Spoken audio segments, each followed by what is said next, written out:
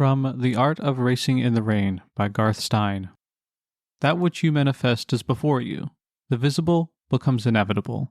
Your car goes where your eyes go.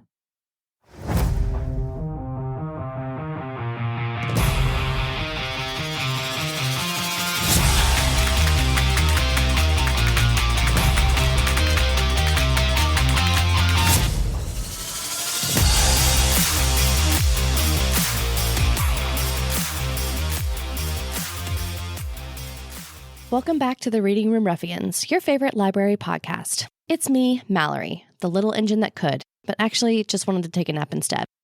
I'm joined by my BFF and the sleepiest little baby, Ariel. I need a blankie and a snuggly. Same though. Our Supreme Overlord Carla is shaking her head at us, even though we have been perfectly behaved so far. It's because they've been napping. We are recording from our library in Jackson County, West Virginia. Zac, I think, is awake, but maybe he's just talking in his sleep and recording in Seattle, Washington. Who knows? Definitely not me. Before we get started, we're going to discuss a little bit of MiniCon. Again, are you surprised? We're having that on April 6th, and it'll be from 12 to 6 p.m. I have a gentleman that's bringing props from like several of the worlds. Ooh. So for photo ops for people, so they can hold like an oak shield and all kinds of stuff. So yeah. I love that. Who is it? Yeah. It's Eric Voyers. Oh, okay. That's what I thought. He Nice. loves stuff like that. And he works on Yeah. it like all the time. So That's really nice. We have, what did I say, the 501st coming? yeah. Mhm. So that's, Star Wars. And hopefully, if I can get in contact with them, we've talked a little bit, but haven't said anything in stone. We're going to have the SCA come in and do sword fighting stuff too. Which would fit right in with yours. Would fit Mhm. in I'm going to have to with trade ours. out their swords for lightsabers and see what happens. No. Doesn't matter. Star Wars is a universe. We take over everything. No, this is not the Empire run. Okay? It is. No. But it is. You know what? I'm going to get Samwise Gamgee, and he's going to take out everybody, okay? Because he's the true hero. He is the hero. I have to He is. go with that one. Yeah. Yeah. So do we have anything that we want to talk about for MiniCon, like exciting that we're excited to do? Because I was just remembering we're going to have axe throwing and bow shooting at ours. Yeah. And I'm really excited. It's going to be super fun and dangerous. Mine will be Nerf blasters Oh, that'll be fun, but not as fun as ours. shooting at the people. and hopefully we'll have some form of potatoes. So, Of course, I'll probably be like, I need Multiple those potatoes forms. later. Multiple forms of potatoes. yeah, you're only allowed to have potatoes if you, verify that we do have the best world. I'll starve. I told you about Savannah coming up with that idea, didn't I? Have a People's Choice Award for the best world. Oh, yeah. I'm like, you have upped the game. It'll be ours. No Yeah. way, man. Everybody loves my world last year. Okay, so Or else. I don't know. I thought Terry Pratchett was pretty cool. yours was like miniature. Mine But it's was because you took all the space. amazing. All the space. The whole library. That's why she's stealing all the volunteers this year, because you That's took right. all the I know. space last year. And we took most of the space this year too, because I was like, "That's mine and mine and mine." Yeah, we'll see about that. I think I may encroach. No, The empire is expanding. no, it's not. Okay. So for Spice Club so far, if you guys haven't heard of this yet, we started this in January. It is a really cool thing. We have a spice that we feature each month. You can pick up little kits at each library, and it comes with a couple of servings of this, whatever spice we choose for the month. And it also has 4 recipes on it and a little bit about the spice. And you take it with you and you fix at least one of the recipes and tell us if you like it or not. And then you come back in, and every 3rd month we do a potluck. Yeah. So that'll actually be coming up this month in March. And it may be pushed back to April because Okay. of Well, yeah, other things. that's fair. Oh, Question. Yeah, Yeah, because- that's fair. Uh-huh. At the Spice Club potluck, do you play the Spice Girls? Yeah. No. Must happen. Yes, No. yes. If you want to be I'm my gonna potluck. Yeah, you guys are going to be scheduled though. You think we won't come out there? Oh, we will. We will. So for January, we had juniper berry seeds. February, we had curry. And then in March, you'll be seeing coriander seeds. And I'm actually kind of excited about that. Or powder. I haven't decided. Or powder. Yeah. Okay. So, yeah. Coriander in some form. Yeah. I have to order it later today. And then what do we think we're going to do for April? I think it'll be an herb you can grow. It'll be something like thyme or basil or rosemary or something like that so that I can give little starts of the plants. So they can take those home too. So definitely look forward to that. Toddler Story Time began recently here in Ripley and will run through April 1st, which is not a joke. And that'll be on Mondays. We still have a couple of time slots open, so you can still sign up. And it's super fun. I love hearing Ariel and the little toddlers and the little, oh my God, their giggles and their screams. We get a little crazy. It's my favorite.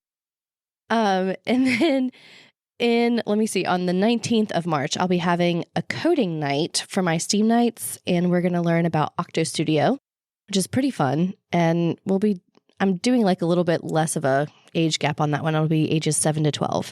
And you can sign up until March 14th.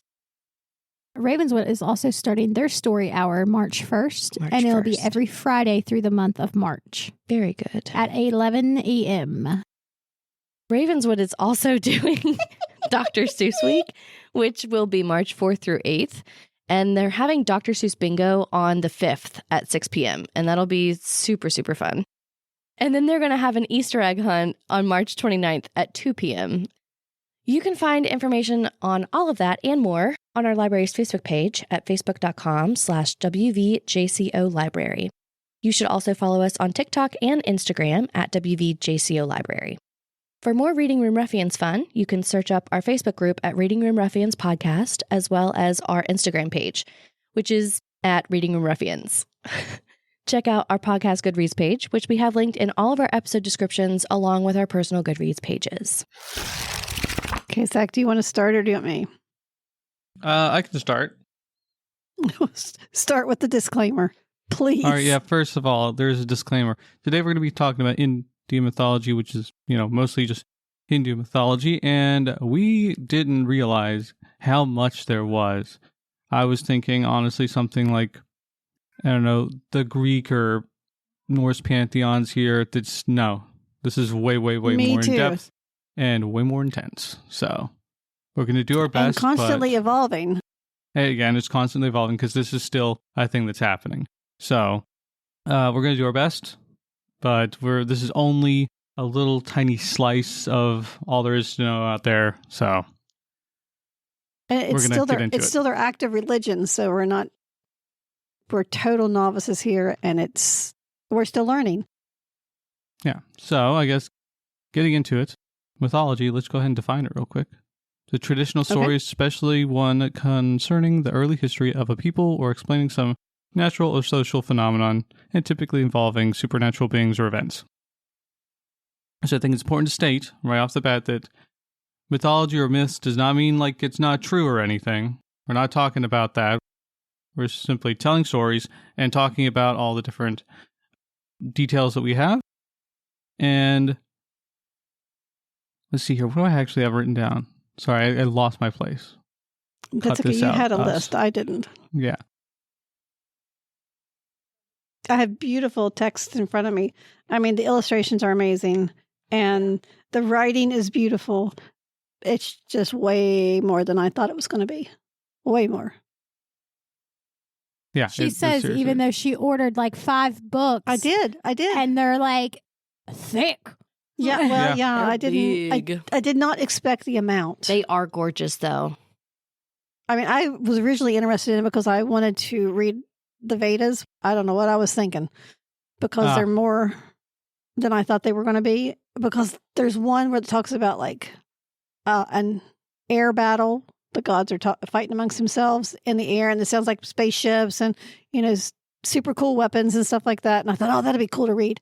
I haven't even found that one yet. I'm still on like beginner 101. Okay, I was going to do a little bit more disclaimer. That's the reason why I got confused. All right, Okay, go ahead. so we're not going to be discussing, truth claim today. And there's a bunch of different contradictory stories told about the history and various cultures and religions. We're not the arbiters of truth here on the Reading Room Ruffians, just as an FYI. Also, it seems that in Hinduism, there's a bunch of people who believe the stories literally and also others metaphorically. Much like, other religions like we have. In the most common one in the U.S., Christianity, we have people who believe that the earth was actually literally created 6,000 years ago, and those who take that as a metaphor, or that it's made in 7 days, All right. So I'm thinking we start off with the pantheon, but here's a little excerpt from Wikipedia first.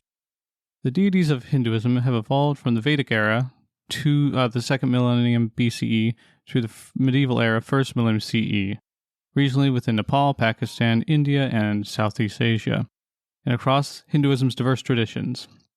The Hindu deity concept varies from a personal god, as in the yoga school of Hindu philosophy, to 33 major deities in the Vedas, to hundreds of deities mentioned in the Puranas of Hinduism. So we're looking at, nailing down a specific pantheon is probably a fool's errand.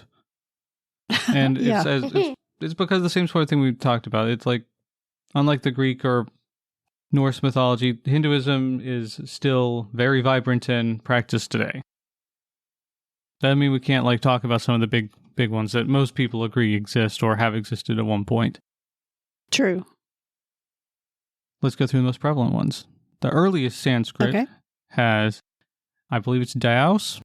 If you also see it, Dyaus, which is the sky father, and Prithvi, which is the earth mother. So these two are from the OG Sanskrit, ancient Vedic hymns, and specifically the Rig Veda, which comes from the words praise and knowledge. Rig, I think, is praise, and Veda, or Riga is vase, and then Veda is knowledge. So it is interesting, at least I guess with this thing, that they do have a bunch of other cultures. I've heard it unfortunately called the Sky Daddy and a Mama Earth. I literally looked at Valerie earlier and mouthed Sky Daddy to her. Yeah, no, it's a thing. Sky Daddy. I'm sorry. See, I thought you would have started with the Brahmin. Brahmin came from a different chunk entirely. Really? So there are two versions of the beginning. So after these guys, let me just get through that.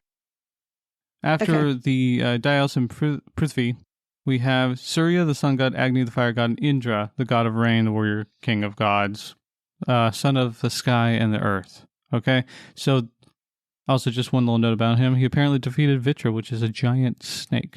Pretty fun. There's all kinds of weird stories about Indra in particular that I did not go into in this, but they're fun to read if you ever get around to it. But there's another version of how the beginning happened. And that was what Prajapati, who is the creator god, and Brahman, who is essentially the essence of all reality. So, those are everything. Two of the... Yeah, he's basically everything. It's not even it's an it. It's everything. It's not even like a person, really, if you think about it. No, it's just like the forces of nature almost. Everything from the planets to space to rocks and animals and people and plants, and it's everything. Yeah. At least that's the way I understood the ones I had read about. A lot of the things I saw were very, very short with the descriptions for Brahman. I'm not sure if that's just because it's an older version of everything or what, but Brahman has since become... Wait a minute, I want to mention that... Oh, go ahead. That this mythology, this religion, it dates back, they think, up to 6,000 years. So it has had a long time to evolve and add stuff. Yeah, it's always been evolving. So, if we're getting to the more current stuff, the more widely recognized, we have Brahman was basically split up into 3 different gods called the Trimurti. We have Brahma, who is the creator, Vishnu, who is the preserver, and Shiva, who is the destroyer. So a lot of the mythology... I actually knew that one. Yeah. I figure people have heard of Vishnu and Shiva, but not many people have heard of Brahma. which seems odd to me I did. because it's Actually, yeah. I Yeah, learned because about- Mr. Hassafluke Yeah, Coach Haas. at Ripley High School, he taught about a bunch of religions. Mhm. Did he? Yep, in world history. Yep. I studied Confucianism. I did Shintoism. Shintoism was one of my main religions I always did in Civ 6. So, anyway, Back to the 3. Yeah, sorry. back to the 3. So I wasn't going to go in depth into any stories about them, but Mom, if you had anything you wanted to say about those big 3, otherwise I'm just going to list off a billion different other deities. I think the thing that was most confusing for me with the big 3 is the fact that they have so many different avatars, and a lot of the stories I have read have dealt with the avatars. Yeah, so I guess we should explain what an avatar is. Basically, an avatar is a different incarnation of the same god, right? And they almost always have a different name, right? So I don't I have a link up here. 1 second. Avatars of Shiva, just to get you like sort of an idea. So we have, does it actually have what they're called here? Okay, here's the 19 avatars of Lord Shiva. We got Piplad, Nandi, Virbhadra, Sharabha, Ashwathama. You know, it goes on and on and on. And these avatars all take different forms. And they all have different, like, I guess you could call them abilities or powers, and they do different things. But it's all talking about the same person. I have been listening to Hinduism for Dummies, and they talked about avatars on my way into work today, about how when there is a great need or what you can see happening is going to create a great need, the gods, if somebody was totally devoted and had a sincere plea, they would send down an avatar. And that's how they came about. They would, you could either be born into a person, or it could be take the form of an animal to help right the wrong or to restore the balance between good and evil. So that helped me understand it a little bit more, all the different avatars. It made sense. It's like, well, this was a crisis at this time, so this avatar came. And this was a crisis at that time, so this avatar came. Yeah. So that helped me a little bit with that one. But they are all the same person or god. Yeah, it's deity. the same. It's the same god, the deity. Mhm. They're just taking that form to help out humanity. Yeah. All right, so I figured we'd list off just a few of these other deities. Now, it's important to note, because this is such an old religion, it does have that same sort of hallmark of a lot of these older religions, which is where basically everything has its own deity to some degree, right? Yeah. And sometimes they share, and a lot of the stuff is regional. But here are some of the popular ones. I'll just go through them fairly quickly. If you guys want to stop me about any of them, let me know. Okay, we have Parvati, who is the goddess of power, energy, nourishment, harmony, love, beauty, devotion, and motherhood. So she's got a lot on her plate. Don't all women. Oh my gosh. I was impressed with the fact that women almost share like equal roles in the pantheon. In the pantheon, no, it's like kind of progressive almost. It's kind of strange. Yeah. Yeah. Especially for a lot of these other religions of the time. Okay, we got Lakshmi, who is the goddess of wealth, fortune, also power, beauty, fertility, and prosperity. So a lot of these have their goddesses of beauty. It just pops up a lot. And knowledge and learning comes up a lot. It does come power. Mm-hmm. But the men do too. Of course they do. Saraswati. Saraswati, who is the goddess of knowledge, music, flowing water, abundance, wealth, art, speech, wisdom, and learning. So she's more of a learning type god. Mm-hmm. And then one of my favorites, Durga, who is worshipped as the principal aspect of the mother goddess Mahadevi, yeah. And she's associated with protection, strength, motherhood, destruction, and wars. She's got some of the coolest stories, too. Like her main story, I think I have written down here, and we can talk about it in a little bit. Kali, or Kalika, is the goddess associated with time, change, creation, power, destruction, and death. Mariamman is the goddess of weather. Yeah. I've heard of some of these. I read a book that we actually have in our library where they talk about some of these goddesses and stuff. Mm-hmm. What book is it? I cannot pronounce it. It's Kaikeyyi. Oh, that one. Yeah, it's really good. Can't pronounce that, but Fair. we do have it in our library, and it is a fiction book if you all are interested. Yeah.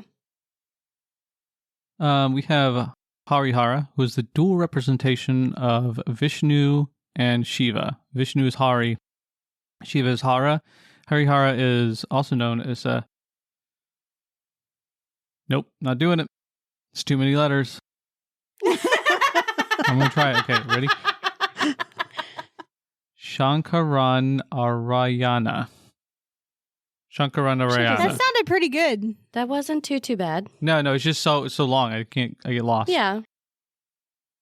Let's see here. What we got next? Ardhanashvara is the form of the Hindu deity Shiva combined with his consort Parvati. We have Ganesha, I think so.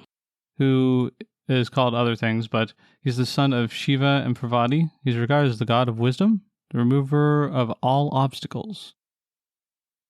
And he is, at least I think, one of the better known deities in the pantheon. He's the one with the elephant head. Kartikeya, who is the son of Shiva and Parvati, he's the commander of the Devas and a major god of war. We just got a few more. Ayyappan, who is a regional deity of the son of Shiva, and Mohini, who is a female incarnation of Vishnu. That's another thing that happens. Sometimes they change genders. I don't know why that happened in that particular story, but it did happen apparently. Hanuman. He's the god of celibacy and strength. So it's an interesting one.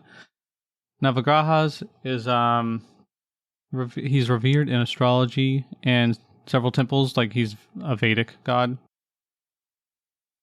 Kamadeva, who is the god of love and the son of Vishnu. Rati, the goddess of love, pleasure, and the consort of Kamadeva. Garuda is the eagle demigod of Mount Vishnu, which is also, I think, that's Gerudo. I was going to say, I wonder if they used any of this in Zelda. They definitely use some of the stuff in a lot of Japanese games, like RPG games. They use a lot of these characters and stuff in there. It's kind of interesting. Shisha, the serpent demigod of Mount Vishnu, and Nandi, the bull mount of Shiva. So there's a bunch. This is just a small slice. I think there's about 20 of them here. And there's many, many, many more. These are just the popular ones. Yeah, sometimes they're just very local to a town. Oh, yeah, some of them are very, very regional, very local. So these things they're all over the place. And it changes from region to region. And if you start reading any of the stories about these things, they're very interesting, honestly. All right, up to you, Mama. What you got? I've got some. I have just for the next section. I've got some stories that we can talk about for. Oh, that's what I was going to talk about. For some highlights from some of these guys. Before we get into this, you keep saying divas. How do you spell that word? Deva. It might be Deva. But I think thought it's it was Deva. pronounced Deva. I'm pretty sure it's Deva. Yeah. And is it Deva? That's just because we've listened to so many. Yeah. We've listened to a lot of books that have this kind of stuff in it, like Rebel the Sand and it is Deva. Doesn't the City of King, Brass? Yeah, City of Brass ones, and then also that one that I can't pronounce, and they pronounce it Deva. Interesting. It is Deva. You're correct. I looked it up just now. Why have I always heard? I've heard it pronounced diva, but it's just like I think it's a different word. Probably because Diva. We're in America. We're in America. You know, every time I say that, I want to, I want to say Chevrolet with it. What? Don't know. Just let it go. Just Okay. Mom, back anyway, to you. sorry to interrupt. I just wanted to make sure that was the word that you were talking about. Yeah. Yes, it is Deva. You're correct. When I first started researching some of this, I was like you. I thought, all the Greek stuff, the Norse stuff, it shouldn't be too hard, and found out it was like way overwhelming. I actually bought the Rig Veda, the Ramayana, and the illustrated, oh shoot, I can say this every now and then, Mahabharata, which is supposedly the greatest epic. And these books are like huge, absolutely huge. And I also bought the Ramayana for children, which is a beautifully illustrated book. And that's the one I've been reading because I'm sorry. Yeah. These are like, there's no way I could do this in 2 weeks. And this is like a lifetime plus trying to figure all this stuff out. And I kept finding myself thinking, oh, that's kind of like Greek mythology, or that's kind of like, Norse mythology. There's some similarities. And I was like, wait a minute. The Greek and Norse mythology are probably like the Indian or the Hindu mythology because it was here first. And I figure they've picked up similarities. I mean, they have thunder gods. They all have thunder gods and that are usually the king of the gods. There is like some of the snakes are a big thing in all three of those mythologies. And I'm sure there's it's the same with other ones that I just don't know anything about. I didn't realize how much I didn't know about the mythology until I started reading it. But the Ramayana for children, the illustrated one, is absolutely amazing. And the stories are great. They're just great little stories. Another thing I found fascinating is the fact that the characters or the gods or whatever, they're the colors they come in. Some of them are just normal colored skin. Other ones are light blue. There's dark blue. There's green. And it makes you wonder, or it made me wonder, it's like, were they really those colors? Or is it just an illustration? If they were real beings at one time, were they those colors? And that's what's been passed down. Or have we changed it to make them stand out? Anyway, it's interesting. And even in the books, the children's book here, they have people from different places when they go to different towns and stuff, like the color of the people of India today. Yeah. And some of the lighter skinned ones in the stories are more Caucasian looking. I mean, they're very pale. And then you've got the blue and stuff like that. And I know there has been actual people that have been blue. Yeah. I mean, there was the ones in Kentucky that their skin was actually blue. Yep. And there was a story in England where these kids emerged from this cave and they were green. They had green skin, but it eventually faded. So anyways, these are some of the things I found really interesting. And the Ramayana is great. It's like an epic journey. Yeah. And what I found really interesting and I guess good about the whole thing is like how they're always so joyful and they're so loving and they're so family oriented. It's just, there's like, you don't have the horrible trauma, even when there is a horrible trauma. They look at it as more of a like, oh, I'm happy that this person's here. It's my honor to serve, which they feel that duty and devotion are the two most important aspects I have picked up out of this. So you want to talk about some of the stories? Yeah. So I got a few here. I figure we do a couple about the big ones first. So this is about Brahma. So this is from, I'm going to try to cite these as best I can. This is from Britannica.com. Brahma is usually depicted as having 4 faces, symbolic of a wide-ranging 4-square capacity. I don't actually know what 4-square capacity means, but I'm guessing it means that he can look in all directions. As expressed in the 4 Vedas, the 4 yugas and the 4 varnas, the 4 directions, the 4 stages of life, and so forth. He is usually shown I heard a slightly different reason he had those 4 faces, but I'll talk about that in a minute. Sure. He is usually shown with 4 arms holding an alms bowl, a bow, prayer beads, and a book. He may be seated or standing on a lotus throne or his mount a goose. And there's a lot of birds. Yeah, so there's a lot of birds. That's how he's depicted oftentimes in art.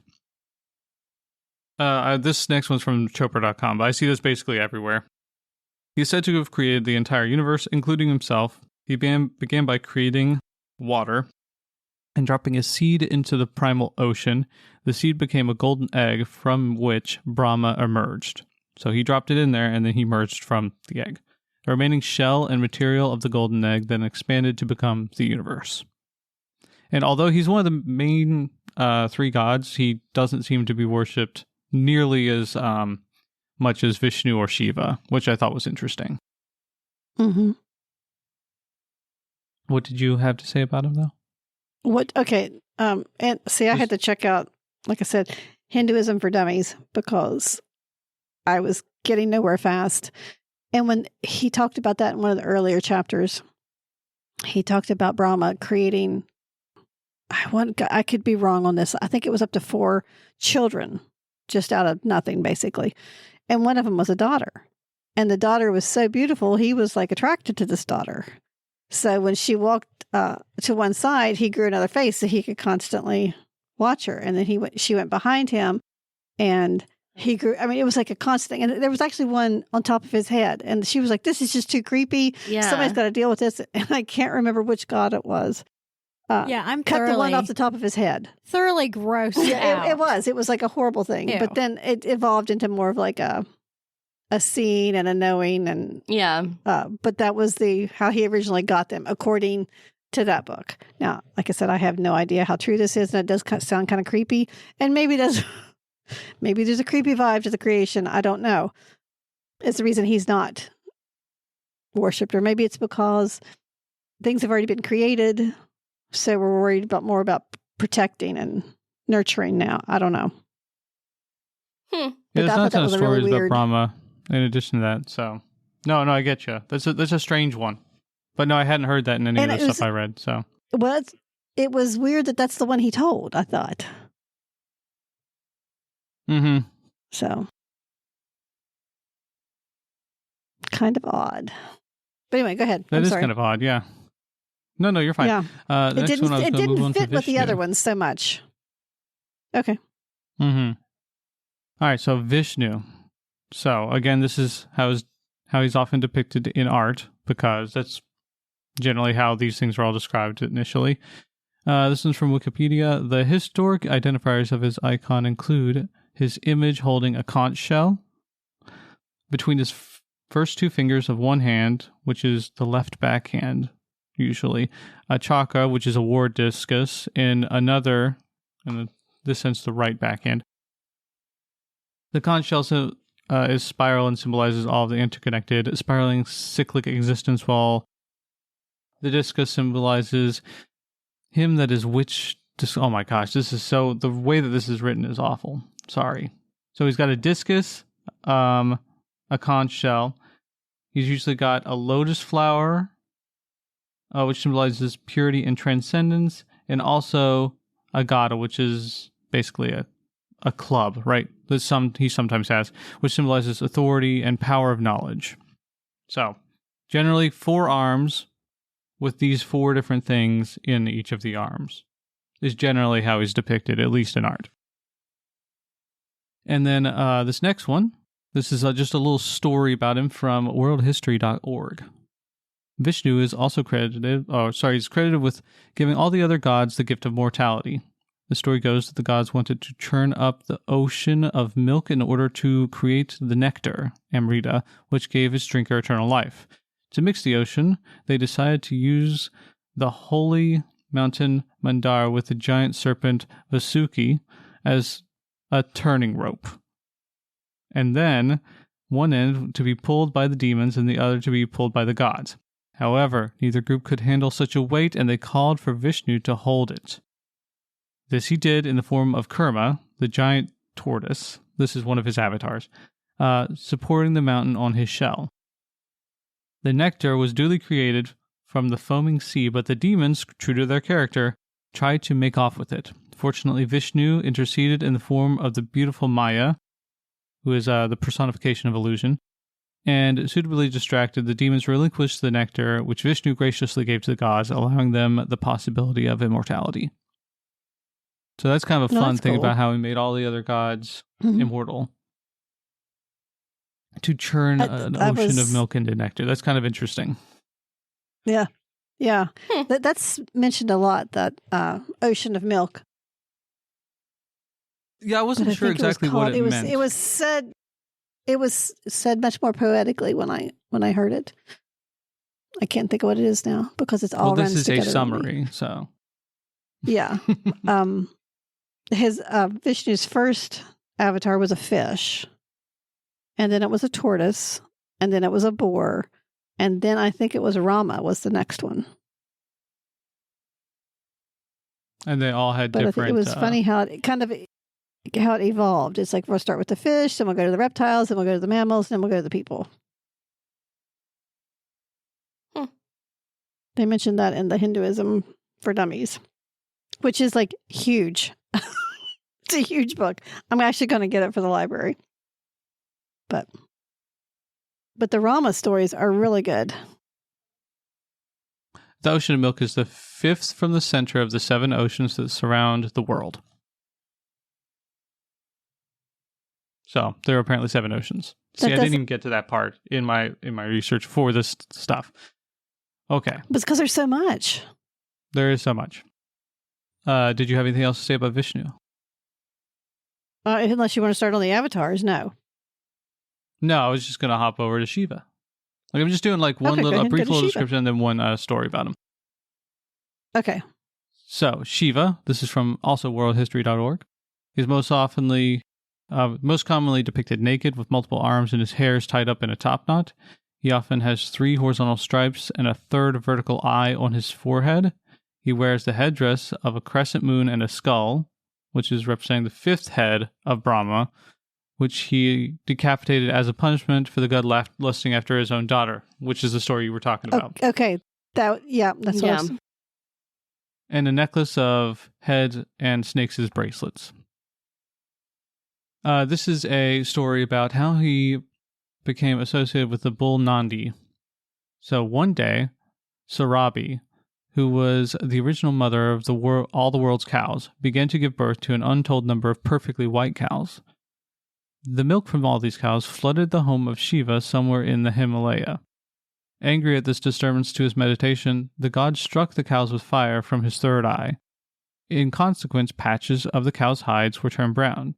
Still angry, the other gods sought to calm Shiva down by offering him a magnificent bull, Nandi, the son of Sarabi and Kasyapa, which Shiva accepted and rode. Nandi also became the protector of all animals. So he got disturbed I love by that name. Nandi, or... I just like the name Nandi. I think that's a pretty name.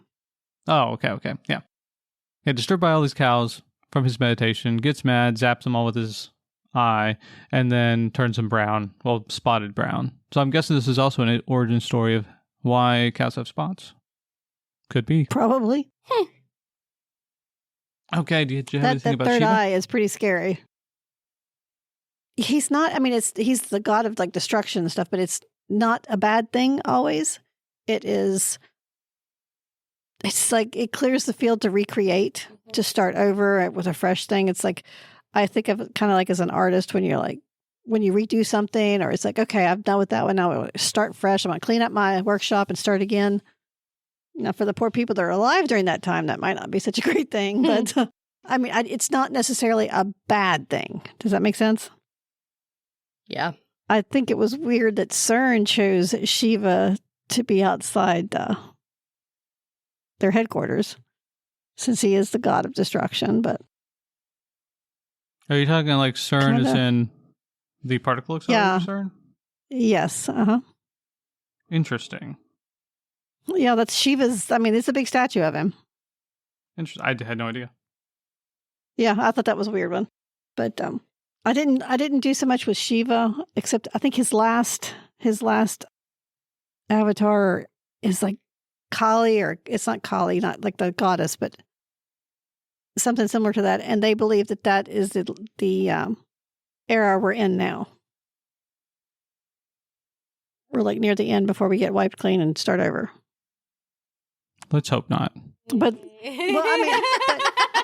their years are so long. It's like it's a whole, like a day is like a million, I don't know what it is, but it's like 340 million is like a day and a night or something like that. So it's a long expanse of time for their. So even if you're in the last section, it could be millions of years. Okay, next I have stories of Durga. So there's a few different ways that Durga is represented. She's represented as the 8-handed warrior goddess wielding various weapons while assuming mudras, which is symbolic hand motions that convey her teachings. But she's also seen as a motherly figure and often depicted as a beautiful woman riding a lion or tiger, also with many arms, carrying weapons, and defeating demons. That's how she's shown in different art. So this is from Wikipedia and IndianArtIdeas.in. Okay, so I have a story. It's kind of a longer one about her from Indo-Indians. This is like, I think, the big story of why she was created and stuff. So let me just go ahead and read this out. The buffalo demon, Mahishasur, performed penance to Lord Brahma, and for his efforts he received a boon that no man or god would be able to kill him. Full of power, he attacked the gods and captured heaven. Goddess Durga represents a united front of all divine forces against the negative forces of evil and wickedness. The gods in heaven decided to create an all-powerful being to kill the demon king, Mahishasur. Oh my god, it's hard to say. I'm getting like I've got a lisp almost. All gods and devas, it is devas, correct? Yes? Yes. Including the 3 goddesses Parvati, Lakshmi, and Saraswati, congregated at Vaikunta, which is Lord Vishnu's home, to find the solution. Then the entire Vaikunta resounded with a strong and melodious voice, the voice of Mahadevi, or Devi, the great goddess. Sons, Lord Brahma's boon protects Mahishasura from any man and god, but not from a woman. This is very Lord of the Rings, isn't it? Yeah, but very technical, yeah. Use all your powers and together create a great power. The 3 goddesses should come together. I will incarnate there in the form of a warrior goddess. Gift the warrior with all your weapons. She will solve your problems. So the 3 Shaktis, Parvati, Lakshmi, and Saraswati, who are the incarnations of the great goddess, merged together. When they came together, Shiva, Vishnu, and Brahma, who were angry with Mahishasura, gave out a blinding white light which fused with the merged bodies of the 3 goddesses. The bright light met at the ashram of a priest of Katyayana. From this light emerged a woman with 1,000 hands. The goddess was Mahadevi Durga. When Durga, literally translated from the Sanskrit, means invincible, apparently, and is referred to as the Katyayani, as she was formed from the ashram of Katyayan. The goddess looked ferocious and beautiful at the same time. Lord Shiva offered his trident, Lord Vishnu offered his chakra, and Lord Brahma offered his Kamadalam of holy water to Durga. Each of the gods gave her a weapon. Himalaya gave her a lion. Riding the lion, she began to roar. Mahishasur came out of his palace. On hearing the roar, Durga killed his army of demons. Mahishasur took many forms, but she defeated all of them. Finally, he took the form of a buffalo and attacked her. Durga killed him with her trident, and the battle of Mahishasur and his army is thought to have been 9 days and is celebrated as the Navratas, and the 10th day of victory is celebrated as Vijayadashmi.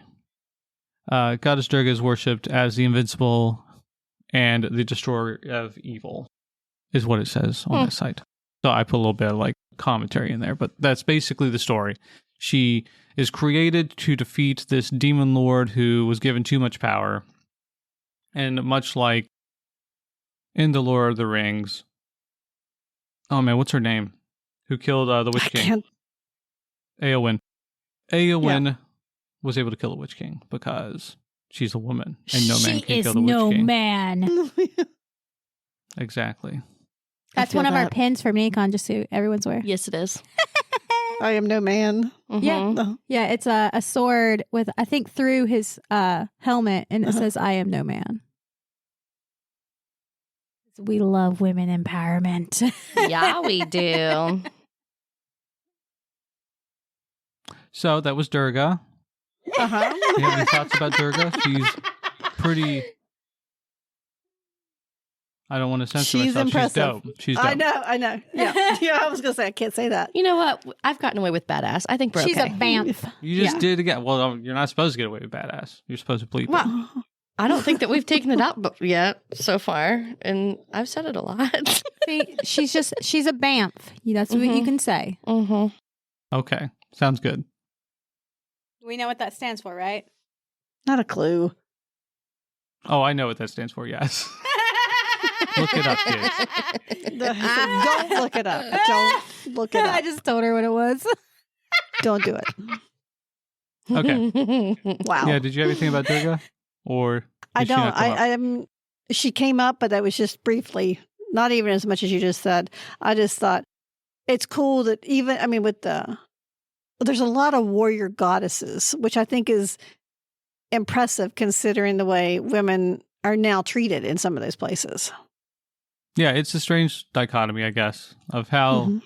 So maybe it was a lot more people are different. treated versus the stories. Yeah. It's interesting. I mean, the Greek, you have Athena. That's my best known mythology. But is there any in Norse? Women goddesses who That are are like like warrior goddesses. Warriors. Well, Freya. I was going to say Freya. Freya is a warrior. Yeah. And it, I I think don't know so. if she's a warrior Yeah, no, goddess. she is. I thought she was a goddess of the home and hearth, or But- maybe not. she's No, I thought she's she- both. Yeah. Is she both? Yeah. See, I don't know that one as well. She also has flying cats. Yeah, which is cool. God, I love her. So we have the story of Ganesha and the moon. This is from tempopurewit.com. So Ganesha loved sweets a lot, so his devotees always offered him sweets, which made him happy.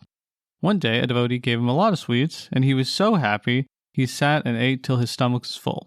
Then he got up, gathered the remaining sweets, and started slowly towards home on his vehicle, which is a tiny mouse. The mouse couldn't bear his weight and tripped, which led to Ganesha falling off and the sweets scattering everywhere. Also, it's important to note that Ganesh, at least in some of these stories, is like a child, right? He was embarrassed and he quickly got up and gathered all the sweets, looking around to see if anyone had seen him fall. The moon in the sky, who saw all this, started laughing as he found it very funny. He was proud about his own handsome feature and had always found Ganesha's pot belly very funny. Aw. Seeing him laugh Is at... Ganesh is the one with the elephant head? Yes. That's what I thought. Okay. Seeing him laugh filled Ganesha with anger. He called the moon vain and cursed him that anyone who looks at the moon on Chaturthi will be wrongly blamed.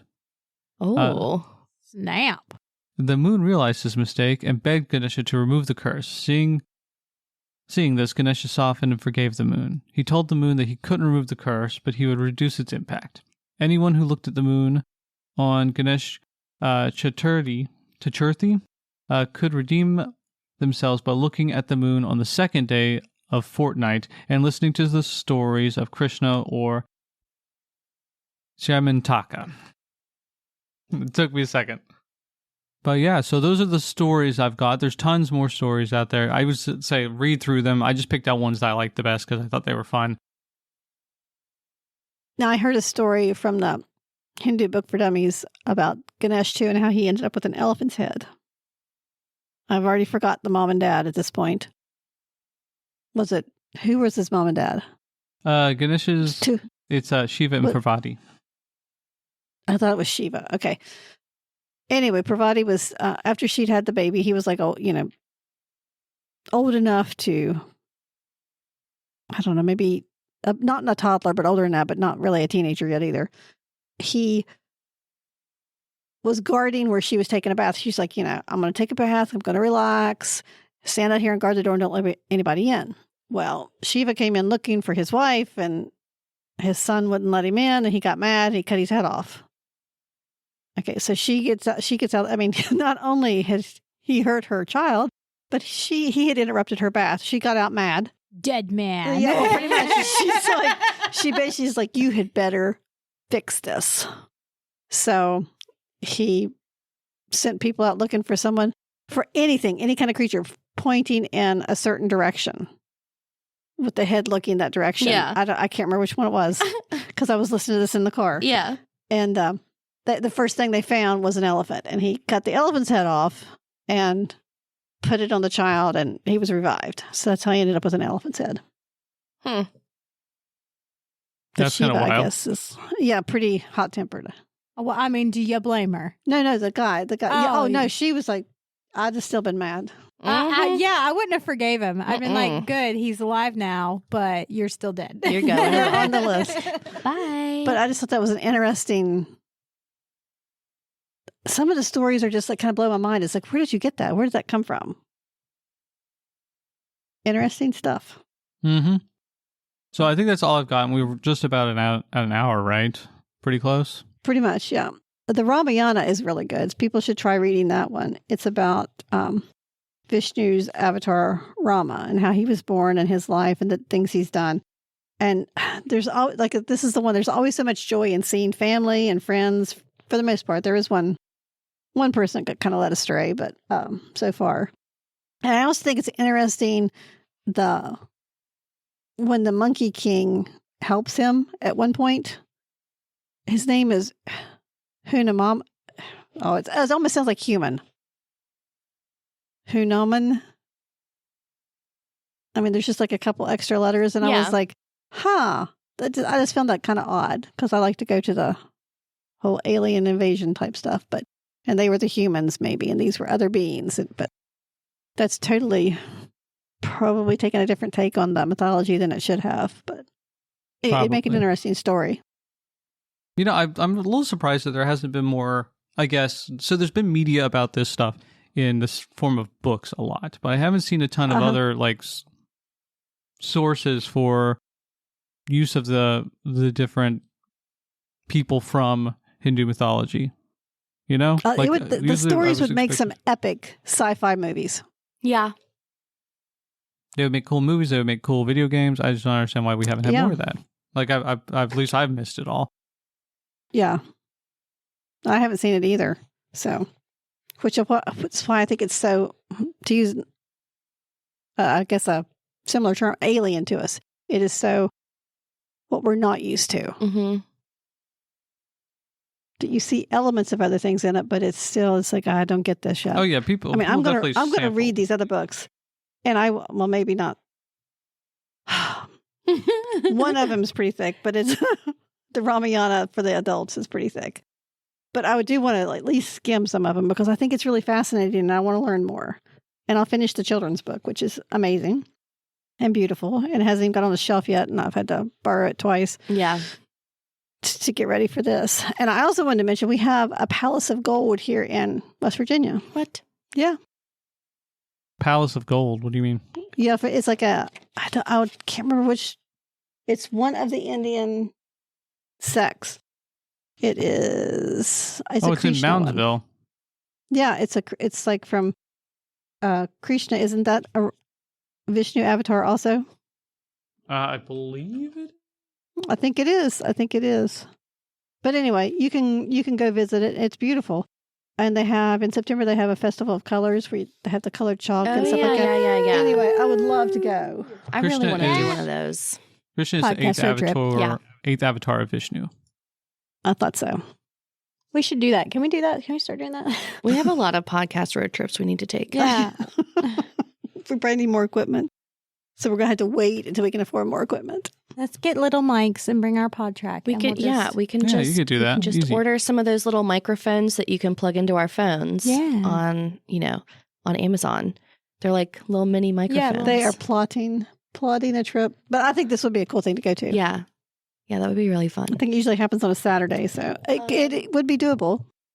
I tagged Ariel in this the other night, but Danny from Spirit Walk Paranormal said that Grafton is having their first ever Grafton Monster Festival. Oh, cool. When is it? Yeah, I don't know. That's a good question. I'm gonna have to go look at the video again. But yeah, I think we should go to that because that'll be fun too. Yep. There you go, friend of the podcast. You're going to be flying in a lot, Zach. I don't know about this. Not sorry. How funny. we could do vlogs. Yeah, I was saying I it don't would be know what that cheaper is. for you As a guys to video bring a nice blog. camera yeah. and Yeah. just like vlogs. pretend like I'm there. Just There you go. yeah. We'll talk to you even though you're not. Exactly. I mean, we can Discord on our phones. Yeah. Yeah. There you go. Oh my God. It's starting to make a real plan here. You guys are terrifying. Out of control. I don't know. Seems very controlled to me. Yeah, it really honestly does. The fact we're making a plan makes it seem Well, this controlled. is true. That's what I'm saying. This is- you're not winging I it. could You're just not winging go it. and not tell you. Surprise! Oh my God. Okay, well, are we wrapping up? Do you guys... But I think this is a fascinating subject. It is. And we have the books here that you could check out and learn more about it. I didn't do any of the online stuff. I went straight with books, and so you can tell the generational difference there because that's what Zach went she's straight. old. Zach went straight to the But online I stuff. mean, you know, It's good to have it's good both, for us though. to have them Yeah. because, this one for children is It's beautiful. gorgeous. It is beautiful, and the stories are great. I mean, they're simple, which is what I needed, Yeah. and they're beautifully illustrated. And if you want to get your toes in the water of this and, you know, you hate nonfiction like me, there are books that are wrote where the characters, you know, talk about these gods Mhm. and goddesses and this, you know, devas and all that stuff. So. And it's not always as in-depth or anything, but it's really nice to see fictionalized versions of these things because, yeah. you know, not only is it cool for us to see and learn about, but it's nice representation for people who don't get to read that much Yeah. Yeah, about, you know, stuff that they know about. Yeah. I really have loved all of the books that I've read. Like, City of Brass, I can't talk about enough. Rebel of the Sands. I Rebel of the absolutely Sands love. was good. And I know you haven't read, I think it's Keiki or something Yeah, like I that. haven't read it, But it is so yeah, good. I know that you just absolutely glowed about it whenever you did read it. And that kind of gets you immersed into this without getting so confused. Yeah. And it helps you have a starting point of where to look first. Yeah. So maybe you can just go down one rabbit hole for a couple of people that are mentioned in a book that you read and then go from there. So yeah, it's And always... I believe we have all those books in the library too. Yeah. So for once, Carla cannot yell at us. Yep. Because we have all these books. Yep. yay! Yay! It's usually the other way around. It's I know. and I'm like, what? Make a list. Make a list. This was a really good episode, and I like hearing about it. I Like do I too. like hearing. Like I didn't know the elephant-headed boy's name, but I have seen him a Yeah. lot. Yeah. And he's out of all of them, he's always been my favorite because I really like elephants. Mhm. But- Some of the way it's written in the Rig Veda, it's very poetic. It's written like in an epic poem type form. Yeah. And it's like, this is about a soma drinker who's praising himself for, like, I guess, you know, it's a hallucinogen. So it's already, you love gotta it. go there. It's like, Already in. It says this, yes, this is my thought. I will win a cow and a horse. I have not drunk soma. Like impetuous winds, the drinks have lifted me up. I have not drunk soma. But I think pretty much at the end he has.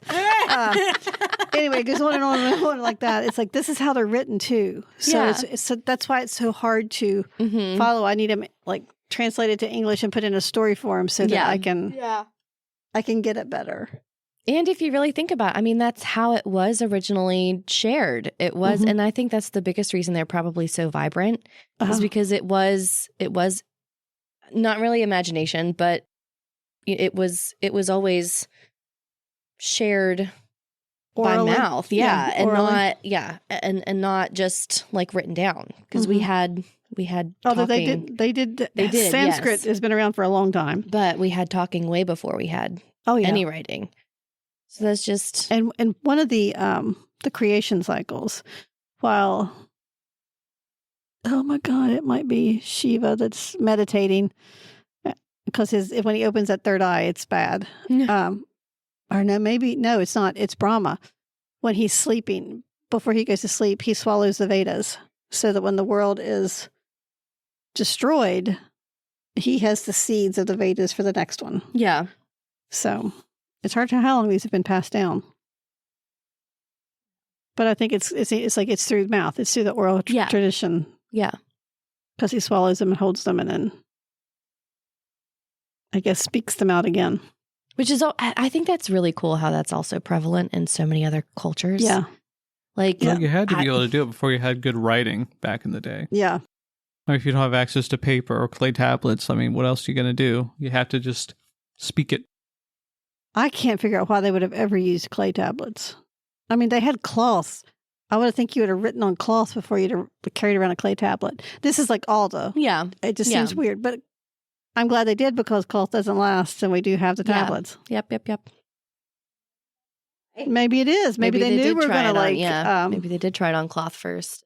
It didn't last. Yeah. So... Anyway, it's interesting. I love the ancient stuff. I think it's just incredibly fascinating. Agreed. It really is.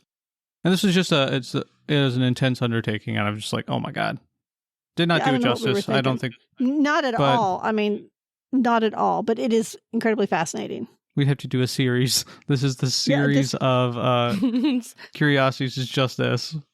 This is what would have to be to do it like any justice at all. But it was still fun to learn about, and I had no idea. So me either. And I want to continue learning. Yeah.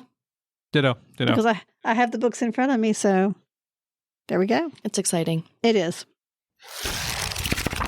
Our next episode, we are having #1 New York Times bestseller, Garth Stein. We will be discussing his 2 new graphic novels, The Cloven. We read them. They are amazing. Really good. Yeah. We have, well, I mean, I guess, no. I was about to talk about how we had a really good conversation with him, but anyway, we hope it'll be fun. And we also highly encourage you to read more of his work. He seems like a really interesting guy. And yeah, we're excited to have him on. It's like our first big major author. And you will know him from Art of Racing in the Rain, which they turned into a movie. So I have to watch the movie. I want to because I read it. And it's #1 bestseller for a reason. It is really good. Did it end good? It ended good, yeah. I mean, I cried 3 times during this book. 3, I mean, just tears running down my eyes. But it ends really well. I mean, I'm not reading that. Yeah. No, it's fantastic. It's happy. It's touching. It's happy. Some of the happy tears. Some of them are. There's like a couple sad places, but it's there like, definitely are sad places. Yeah. No, he hits you in the feels real hard with that book. Yeah, I mean, the good stuff you cry, the bad stuff you cry. You know, it's like it's just you're into it. It's very I can relate to this. Or, you know, it's. I think maybe that's why I don't want to read it. And sometimes I cried knowing something was going to happen. It's like, oh no, don't do it. And then they do it. But see, that's not making me want to read it. It's worth the read. I do want to read his other stuff that like that. The one Raven Stole the Moon. I want to read that one too. I want to read that one because they're making it into a movie, aren't they? And then I hope The Cloven becomes... Can we talk about that? I mean, we might as well at this point. Talk about the book? Well, no, about what they're... I don't know if he can talk about it yet, so... I mean, anything we recorded, he could talk about. So. Okay, then it could be a TV series. Yeah. Also, I'm just going to point out, because Mallory was trying to be all sneaky about it. No, we already recorded the episode, but... Yeah, we did. We went to the future. Dun, dun, dun. No. He had to fit his schedule. Yeah. I mean, We kind of just snuck him in there. Okay. Anyway, after we have Garth on, we are having T.A. Spencer back, and we're excited. He's bringing Face Worn, which is book 2 in his Steel Fated series. And we're really excited. He's a fun time. He is a fun time. After that, we will be doing Zach's nonfiction pick, Monsters, A Fan's Dilemma by Claire Detterer. And then we will be doing Dungeon Crawler Carl, which is Zach's deep dive. I'm really excited to read that. Me too. I'm really can't excited. wait. We'll be having a book chat after that.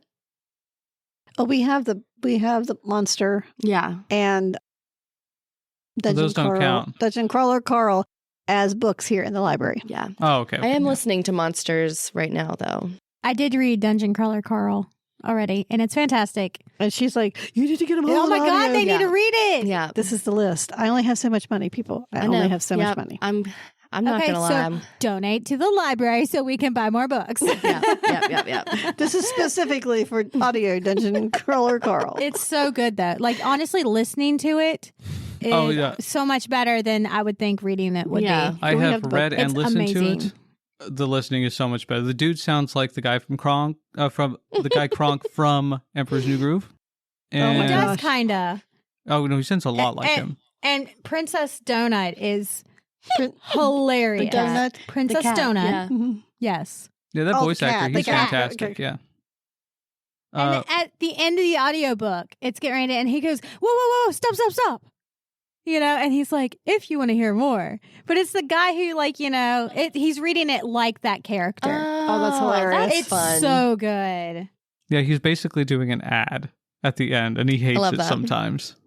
Like It's- he does this at the end of every book, and it's hilarious. I can't wait to read that one. I think Monster is going to be a bit more of a challenge. It was a challenge for me to get through, and it's a frustrating book, I would say. How But long is it's that one worth if it. I listen to it? How long is it? It's 8 hours. Like if you don't speed it up. Yeah. And this is next week? No. 2 weeks. Travis is Travis next and- week. I could probably finish it. Yeah.